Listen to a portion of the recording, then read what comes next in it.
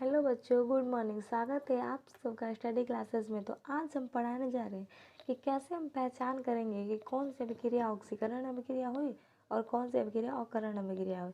कैसे हम जानेंगे कि यह अभिक्रिया ऑक्सीकरण तथा अवकरण है तथा दैनिक जीवन में इसके प्रभाव को हम जानेंगे। आई होप आपको बाकी के लेक्चर अच्छे से समझ में आ गए होंगे।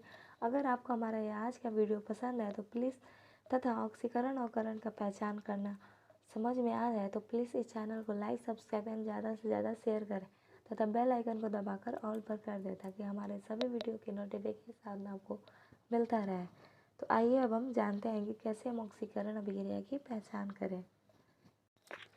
तो कैसे हम ऑक्सीकरण अभिक्रिया की पहचान करें। देखिए, ऑक्सीकरण अभिक्रिया की पहचान करने के लिए हमें महत्वपूर्ण बातों पर ध्यान देना होगा। कुछ ऐसे इंपॉर्टेंट बातें होंगी या ऐसे इंपॉर्टेंट नोट्स होंगे जिसे हम देख कर या जान पाएंगे कि कौन सी अभिक्रिया ऑक्सीकरण अभिक्रिया होती है। इसका पहला इंपॉर्टेंट नोट्स हो गया, जब किसी तत्व या यौगिक से ऑक्सीजन का संयोग होता है, यानी कि जब कोई तत्व या यौगिक ऑक्सीजन से संयोग करता है तो उस प्रकार की अभिक्रिया को हम ऑक्सीकरण अभिक्रिया कहते हैं। देखिए, Na हो गया हमारा, जब हमारा सोडियम ऑक्सीजन गैस से अभिक्रिया करता है तो सोडियम ऑक्साइड बनाता है। आप यहाँ पर देख सकते हैं कि सोडियम के पास ऑक्सीजन नहीं है, परंतु प्रतिफल में हमें सोडियम के पास ऑक्सीजन मिल जाता है। तो इसमें ऑक्सीजन का योग होता है या संयोग होता है, जिसके द्वारा हमें प्रतिफल में ऑक्सीजन की प्राप्ति होती है। तो इस प्रकार की अभिक्रिया को हम ऑक्सीकरण अभिक्रिया कहते हैं। अगर कुछ ऐसा हमें देखने को मिलेगा कि ऑक्सीजन का संयोग हो रहा है कोई भी अभिक्रिया में, तो हम जानेंगे कि वो एक प्रकार की ऑक्सीकरण अभिक्रिया हुई। दूसरा नंबर आते हैं, देखिए दूसरा नंबर हो गया, जब किसी यौगिक से हाइड्रोजन का निष्कास होता है, यानी कि हाइड्रोजन निकलता है, तो उस प्रकार की अभिक्रिया को हम ऑक्सीकरण अभिक्रिया कहते हैं। इसमें देखिए, ऑक्सीजन जुड़ता है और हाइड्रोजन निकलता है। फोर्थ एग्जाम्पल चलते हैं, MnO2 और HCl। मैग्नीज ऑक्साइड जब हाइड्रोक्लोरिक अम्ल से अभिक्रिया करता है तो मैग्नीज क्लोराइड और क्लोरीन गैस तथा जल बनाता है। यह एक प्रकार की उदासीनीकरण अभिक्रिया भी होती है। देखिए, हमने यहाँ देखा कि जो हमारा क्लोरीन है वो हाइड्रोजन के साथ है और प्रतिफल में हमें क्लोरीन अलग मिलता है या मैग्नीज के साथ उपस्थित मिलता है। तो यह एक प्रकार की ऑक्सीकरण अभिक्रिया हुई, क्योंकि इसमें हाइड्रोजन का निष्कास होता है, यानी क्लोरीन से हाइड्रोजन निकल जाता है। तो इस प्रकार की अभिक्रिया को ऑक्सीकरण अभिक्रिया कहते हैं। अगर हमें कहीं पर भी ऐसी अभिक्रिया दिखे जहाँ पर हाइड्रोजन का निष्कास होता है तो हम जानेंगे कि वो एक प्रकार की ऑक्सीकरण अभिक्रिया ही है। हमारा नेक्स्ट पॉइंट हो गया, किसी यौगिक में विद्युत ऋणात्मक तत्व या मूलक के अनुपात में वृद्धि होती है, ऑक्सीकरण कहलाता है। यानी कि कोई हमारा यौगिक हो गया, उसमें विद्युत ऋणात्मक, जो कि विद्युत का ऋणात्मक होता है, जो कि ऋणात्मक होता है, वो से तत्व या मूलक के अनुपात में वृद्धि हो जाती है। यानी कि अगर हमारा अभिकारक में वो मूलक 2 है तो हमें प्रतिफल में 3, 4, 5 या उससे अधिक प्राप्त हो गया, तो यानी वृद्धि हो गया, तो उस प्रकार की अभिक्रिया को ऑक्सीकरण अभिक्रिया बोलेंगे। देखिए, एग्जाम्पल के थ्रू भी समझते हैं। Al एल्युमिनियम जब क्लोरीन से अभिक्रिया करता है तो AlCl3 यानी एल्युमिनियम क्लोराइड बनाता है। अभी हमने देखा कि प्रतिफल में 2 क्लोरीन है, यहाँ के 2 को देखते हैं ना कि यहाँ के ये संयोजकता के लिए या संतुलित करने के लिए लगाया जाता है। अभी हमने देखा कि अभिकारक में हमारे पास 2 क्लोरीन है और प्रतिफल में हमारे पास 3 क्लोरीन हो जाता है। इस प्रकार हम देखते हैं कि किस प्रकार ऋणात्मक तत्व या मूलक के अनुपात में वृद्धि होती है। यदि आपको कोई ऐसी अभिक्रिया दिखे जिसमें ऋणात्मक तत्व या मूलक के अनुपात में वृद्धि हो जाती है तो उस प्रकार की अभिक्रिया को हम ऑक्सीकरण अभिक्रिया कहते हैं। यानी उससे हमें पहचान होता है कि यह ऑक्सीकरण अभिक्रिया होती है। इसका हमारा नेक्स्ट पॉइंट हो गया, किसी यौगिक में विद्युत धनात्मक अवयव के अनुपात में कमी होना ऑक्सीकरण कहलाता है। तीसरा था हमारा विद्युत ऋणात्मक अवयव के में वृद्धि होना और चौथा है विद्युत धनात्मक अवयव में कमी होना, यानी कि ऋणात्मक बढ़ता है और धनात्मक कमता है, तो हम जानते हैं कि वो ऑक्सीकरण अभिक्रिया हुआ है। आइए हम जान लेते हैं कैसे। Hg2Cl2 जब Cl2 से अभिक्रिया करता है तो HgCl बनाता है। यहाँ पर Hg हमारा पॉजिटिव हो गया और Cl हमारा निगेटिव हो गया। जैसा कि हम देखते हैं कि अभिकारक में हमारे पास 2 Hg है, तथा प्रतिफल में हमें एक ही Hg प्राप्त हुआ, यानी कि उसमें कमी हो गया। तो धनात्मक जो कि था हमारा उसमें कमी हो गया। तो इस प्रकार की अभिक्रिया को हम ऑक्सीकरण अभिक्रिया कहेंगे। आई होप आपको अच्छे से समझ में आ गया होगा कि कैसे हम ऑक्सीकरण अभिक्रिया तथा ऑक्सीकरण अभिक्रिया की पहचान करेंगे। आइए अब हम जान लेते हैं कि अवकरण अभिक्रिया की पहचान कैसे किया जाए। इसके लिए हमारा पहला टॉपिक है, इसमें किसी तत्व या यौगिक के साथ हाइड्रोजन का संयोग होता है, यानी कि हाइड्रोजन अगर मिलता है। फॉर द एग्जाम्पल देखिए, क्लोरीन जब हाइड्रोजन से अभिक्रिया करता है तो हाइड्रोक्लोरिक अम्ल बनाता है। यहाँ पर देखिए क्लोरीन में हाइड्रोजन उपस्थित नहीं है, परंतु अभिक्रिया के दौरान हमें क्लोरीन के साथ हाइड्रोजन उपस्थित मिलता है, यानी कि हाइड्रोजन का संयोग हो जाता है। तो हम जानेंगे कि वह एक प्रकार की अवकरण अभिक्रिया ही होती है। हमारा नेक्स्ट टॉपिक हो गया, किसी यौगिक से ऑक्सीजन का निष्कास होता है। तो हम समझेंगे कि वो एक प्रकार की अवकरण अभिक्रिया हुई। ऑक्सीकरण में मैंने आपको बताया कि ऑक्सीजन का संयोग होता है और हाइड्रोजन का निष्कास होता है। इसमें इसका जस्ट अपोजिट होता है, इसमें हाइड्रोजन का संयोग होता है और ऑक्सीजन का निष्कास होता है। आइए अब एग्जाम्पल के थ्रू भी जानने की कोशिश करते हैं। देखिए, ZnO जिंक ऑक्साइड जब कॉपर से अभिक्रिया करता है तो जिंक तथा कॉपर ऑक्साइड बनता है। हमने देखा कि Zn के पास ऑक्सीजन उपस्थित है अभिकारक में, लेकिन अभिक्रिया के दौरान Zn से ऑक्सीजन निष्कासित हो जाता है तथा कॉपर से जुड़ जाता है। इसमें जुड़ना नहीं, इसमें निष्कासित देखिए किस प्रकार ऑक्सीजन निष्कासित हुआ। तो इस प्रकार की अभिक्रिया को हम अवकरण अभिक्रिया कहेंगे। अगर ऐसी अभिक्रिया हमें कहीं होती हुई दिखाई देती है तो हम समझेंगे कि यह एक प्रकार की अवकरण अभिक्रिया ही है। अब हम आते हैं तीसरे नंबर पर। देखिए, वह अभिक्रिया जिसके द्वारा विद्युत ऋणात्मक अवयव के अनुपात में कमी होती है अवकरण अभिक्रिया कहलाती है। उसमें था हमारा विद्युत ऋणात्मक। देखिए, दोनों को साथ लेकर एंड कंपेयर करके पढ़िए। कंपेयर करने से हमें ये भी याद रहेगा और पीछे वाला भी याद रहेगा, उसे भी हम नहीं भूल पाएंगे। इसलिए हमें दोनों को कंपेयर करके पढ़ना होगा। कंपेयर करने से हमें यही फ़ायदा होता है कि हमें दोनों याद हो जाता है। उसमें था हमारा ऋणात्मक अवयव के अनुपात में वृद्धि और इसमें है कमी। आइए अब हम इसे एग्जाम्पल के थ्रू भी समझते हैं कि कैसे ऋणात्मक अवयव में के अनुपात में कमी होती है, तो हम जान पाएंगे कि यह अवकरण अभिक्रिया हुई है। देखिए, हमारा FeCl3 ले लीजिए और H2S ले लीजिए। जब FeCl3 H2S से अभिक्रिया करता है तो FeCl2 HCl तथा S यानी कि सल्फर बनाता है। तो देखिए, जैसा कि हमने बताया कि विद्युत ऋणात्मक अवयव के अनुपात में कमी होती है। जैसा कि आप अभिकारक में देख सकते हैं, यहाँ पर क्लोरीन 3 है फेरस के साथ और प्रतिफल में फेरस के साथ क्लोरीन हमारा 2 है। तो अभी हमने देखा कि जहाँ तक हमें पता है कि क्लोरीन विद्युत ऋणात्मक ही होता है। तो अभी हमने देखा कि कैसे विद्युत ऋणात्मक अवयव के अनुपात में कमी होता है। तो अगर ऐसा हमें देखने को मिलता है तो हम जान लेंगे कि जो अभिक्रिया हुई है वह एक प्रकार की अवकरण अभिक्रिया ही है। अब हम आते हैं चौथे नंबर पर। देखिए, वह क्रिया जिसके द्वारा विद्युत धनात्मक अवयव के अनुपात में वृद्धि होती है अवकरण कहलाता है। पिछला वाला था हमारा ऑक्सीकरण, जिसमें विद्युत धनात्मक में कमी होती थी और इसमें विद्युत धनात्मक में वृद्धि होती है। आइए अब हम एग्जाम्पल के थ्रू भी देखते हैं। HgCl2 ले लीजिए। जब HgCl2 Hg से अभिक्रिया करता है तो Hg2Cl2 बनाता है। जैसा कि हम देख रहे हैं कि Cl के साथ जब Hg है तो वो हमारा इधर है 1 है और इधर Cl के साथ जो Hg है वो हमारा 2 है, यानी कि Hg जो हो गया वो हमारा पॉजिटिव हो गया, धनात्मक हो गया। और अभिकारक में हमने देखा कि अभिकारक में वो 1 ही है तथा प्रतिफल में 2 है, तो उसके अनुपात में हमने देखा कि वृद्धि हो गई। तो ऐसी अभिक्रिया अगर हमें दिखाई देती है कि जिसमें किसी धनात्मक अवयव के अनुपात में वृद्धि हो जाती है तो उस प्रकार की अभिक्रिया को अवकरण अभिक्रिया कहते हैं। आइए अब हम एक बार रिवीजन कर लेते हैं। ऑक्सीकरण अभिक्रिया में हमारा था पहला नंबर ऑक्सीजन का संयोग, दूसरा हाइड्रोजन का वियोग, तीसरा था ऋणात्मक अनुपात में वृद्धि और चौथा था धनात्मक अनुपात में कमी। और हमारा अवकरण हो गया हाइड्रोजन का संयोग पहला और दूसरा हो गया ऑक्सीजन का वियोग, ऋणात्मक में कमी तथा धनात्मक में वृद्धि। आई होप आपको ये दोनों ऑक्सीकरण तथा अवकरण की पहचान करना अच्छे से समझ में आ गया होगा। अगर आपको कोई भी किसी भी प्रकार की प्रॉब्लम हो तो आप हमारे कमेंट बॉक्स में जाकर कमेंट कर सकते हैं, हम उसे पुनः समझाने की फिर से कोशिश करेंगे। तो अब हम आते हैं अपने नेक्स्ट टॉपिक पर, जो कि यहाँ है हमारा ऑक्सीकारक। देखिए ऑक्सीकारक हम किसे कहते हैं। देखिए यह पदार्थ दूसरे पदार्थ को ऑक्सीकृत करते हैं अथवा स्वयं अपचयित हो जाते हैं।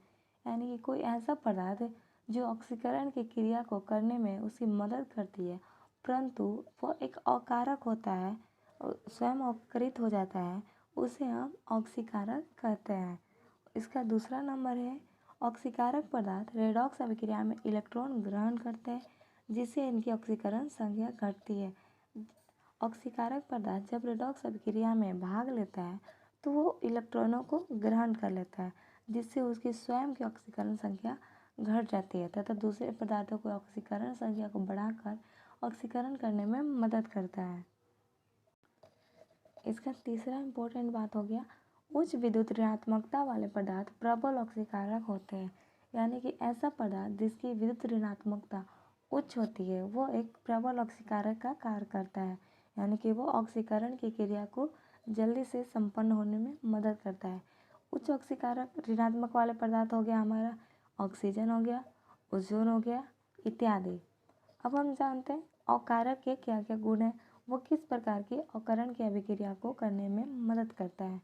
देखिए ये दूसरे पदार्थ को अपचयित करता है और तथा स्वयं ऑक्सीकृत हो जाता है। यानी कि यह अकरण की अभिक्रिया को करने में उसे अपचयित करता है या मदद करता है और स्वयं ऑक्सीकृत हो जाता है।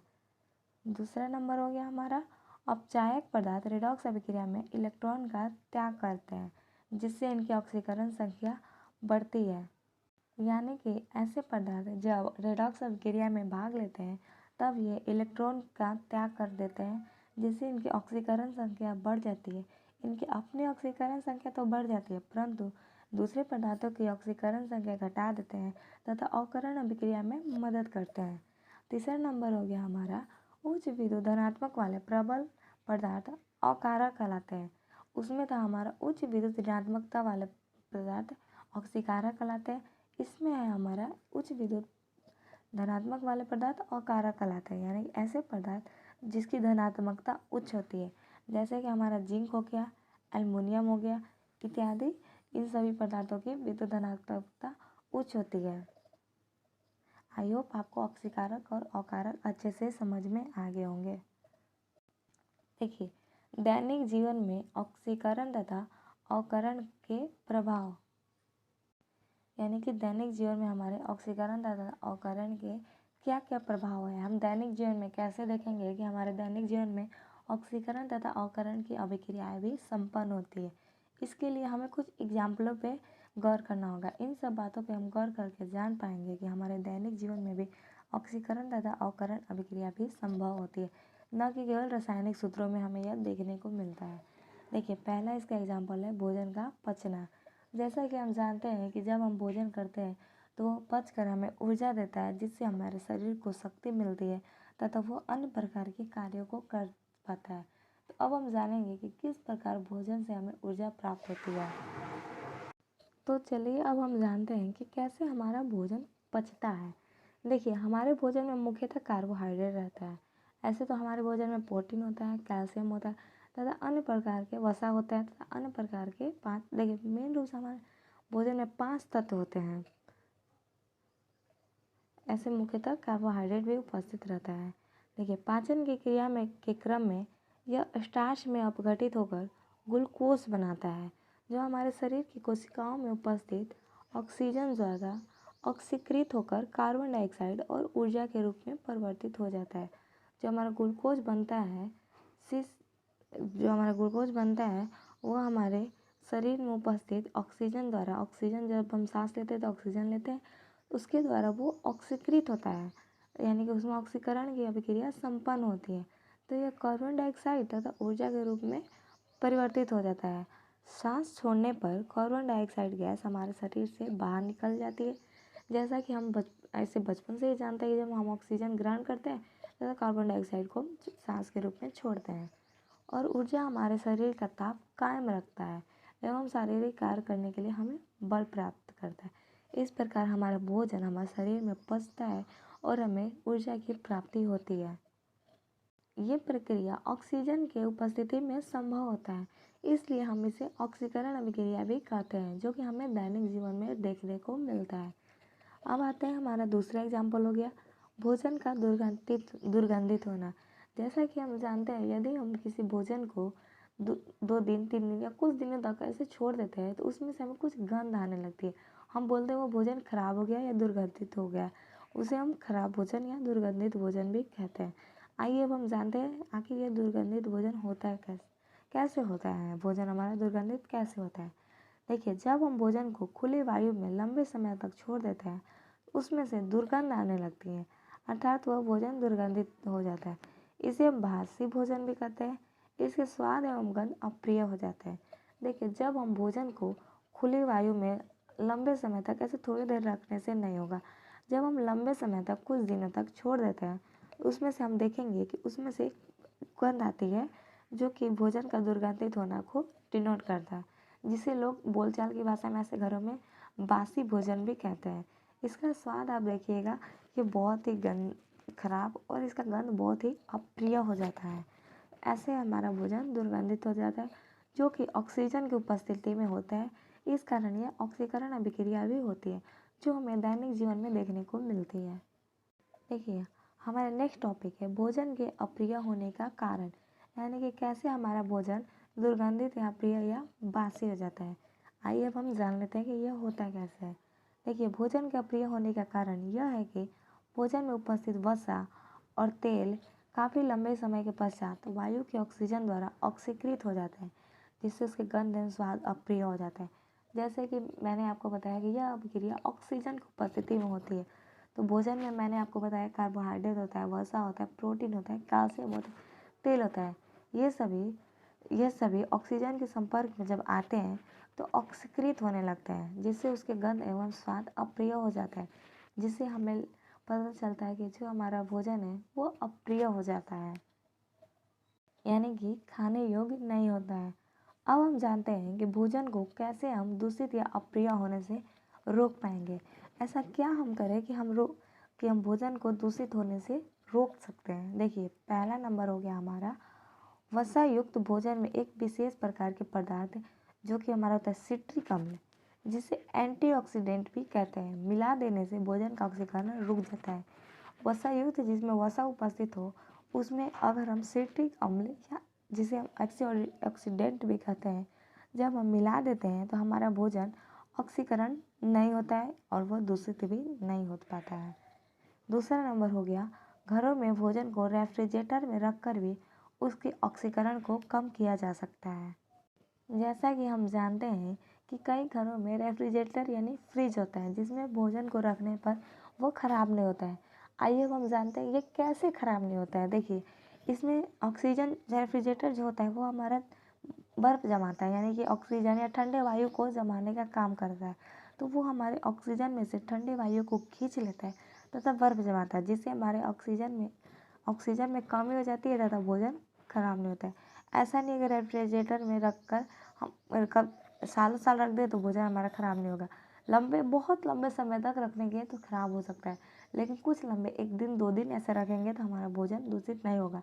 लेकिन उसकी अपेक्षा अगर हम ऐसे खुले में 1 दिन भी रखें अगर तो हमारा भोजन दूषित होने लगता है। ऐसे रेफ्रिजरेटर में हम 1 से 2 दिन आसानी से रख सकते हैं और हमारा भोजन दूषित भी नहीं होगा। तीसरा नंबर है हमारा भोजन को वायुरोध बर्तन में रखकर भी ऑक्सीकरण को कम किया जा सकता है। वायुरोध यानी जिससे वायु आसानी से निकल जाए, या ऐसा बर्तन जिसमें छिद्र हो, इसमें वायु आसानी से निकल पाए, वैसे बर्तन में हम भोजन को अगर रखें तो हम ऑक्सीकरण को कम कर सकते हैं, क्योंकि वायुरोध है तो उससे ऑक्सीजन बाहर निकल जाता है, जिससे हमारा भोजन थोड़े लंबे समय तक टिक सकता है, जल्दी उसका स्वाद खराब नहीं होगा या जल्दी वो हमारा भोजन दूषित नहीं होगा। हमारा चौथा नंबर है संक्षारण। संक्षारण भी होता है जो ऑक्सीजन की उपस्थिति में होता है, जिसे ऑक्सीकरण अभिक्रिया भी कहते हैं। देखिए, जब कोई एक धातु ले लीजिए, अम्ल आर्द्रता यानी कि वायु, नमी इत्यादि के संपर्क में आती है तो यह संक्षारित होने लगती है। इस प्रक्रिया को संक्षारण कहते हैं। जैसे लोहे पर जंग लगना। देखिए, लोहे पर जंग कैसा लगता है, देखिए लोहा एक जो हमारा धातु हो गया, जब हम इसे किसी अम्ल में या ऐसे खुले में छोड़ देते हैं या जल में डाल कर छोड़ देते हैं, तो जल में भी हमारा क्या होता है, ऑक्सीजन होता है, खुले में भी हमारा ऑक्सीजन होता है और कुछ नमी की मात्रा होती है। जल हो गया और ऑक्सीजन हो गया। तो ऑक्सीजन यानी ऑक्सीजन जो हो गया मेन ऑक्सीकरण में हमारी मदद करता है, यानी ऑक्सीजन का संयोग होता है तो ऑक्सीकरण होता है। जैसा कि हम जानते हैं अगर इन दोनों के संपर्क में लोहा आता है तो उनका संक्षारण होने लगता है, यानी उस पर जंग लगने लगता है। धातु संक्षारण का एक महत्वपूर्ण उदाहरण होता है, यानी कोई भी धातु ले लीजिए, उस पर अगर संक्षारण की अभिक्रिया, जैसे लोहा ही हमने ले लिया, उस पर एक संक्षारण की अभिक्रिया होती है जो कि संक्षारण का एक महत्वपूर्ण एग्जाम्पल होता है, यानी उस पर एक ऑक्सीकरण की अभिक्रिया होती है जिससे हमें संक्षारण का एग्जाम्पल देखने को मिलता है। नेक्स्ट हो गया हमारा चौथा नंबर, दहन की क्रिया। जैसा कि हम जानते हैं दहन यानी कि जलना, और हम जानते हैं कि जलने की क्रिया हमेशा ऑक्सीजन की उपस्थिति में ही संभव होती है, और जहाँ पर ऑक्सीजन हो उसे हम ऑक्सीकरण ही कहते हैं। तो ये हमारा एक दैनिक जीवन में एक ऑक्सीकरण का एग्जाम्पल देखने को मिलता है। देखिए दैनिक जीवन में कई दहन की क्रियाएं होती है, जैसे जलन के रूप में लकड़ी, कोयला, किरोसिन तेल, द्रवित पेट्रोलियम गैस आदि का उपयोग। इन सभी पदार्थों के जलने में ऑक्सीकरण अवकरण की अभिक्रियाएं होती है, यानी कि इससे हाइड्रोजन का निष्कास होता है तो अवकरण हो गया, और ऑक्सीजन का योग हो गया तो ऑक्सीकरण हो गया। कि हाइड्रोजन की उपस्थिति में तो जलना संभव नहीं है, इसीलिए यहाँ पर हाइड्रोजन का निष्कास हो गया और ऑक्सीजन का योग हो गया, जो कि ऑक्सीकरण अवकरण अभिक्रिया को डिनोट करता है। तो इस प्रकार की अभिक्रिया को हम, यह एक दहन की क्रिया होती है जो कि हमें दैनिक जीवन में देखने को मिलता है। तो बच्चों कैसा लगा आज का हमारा आपको यह क्लास? आई होप आपको सभी टॉपिक अच्छे से समझ में आ गए होंगे। तो जल्दी से जल्दी इस चैनल को लाइक, सब्सक्राइब एंड ज़्यादा से ज़्यादा शेयर करिए।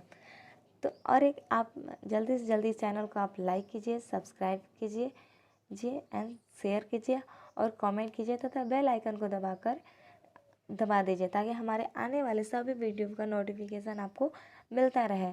और एक आवश्यक सूचना, अगर आप हमारे सभी वीडियो का PDF चाहते हैं तो आप हमारे टेलीग्राम चैनल ज्वाइन कर सकते हैं। इसके लिए आपको टेलीग्राम चैनल में जाना है और स्टडी क्लासेस सर्च करना है। आपको ऐसा वहाँ कुछ प्रोफाइल फ़ोटो दिखाई देगा, आप इस चैनल में जाकर हमारे सभी वीडियो का PDF पा सकते हैं। तो चलिए अब हम इसी के साथ मिलते हैं अपने नेक्स्ट वीडियो में कुछ ऐसे ही इम्पोर्टेंट प्रश्नों के साथ, और नेक्स्ट क्लास में ऐसे ही कुछ मज़ेदार इम्पोर्टेंट प्रश्नों के साथ है जो कि आपके एग्ज़ाम में आपकी काफ़ी मदद करेगा।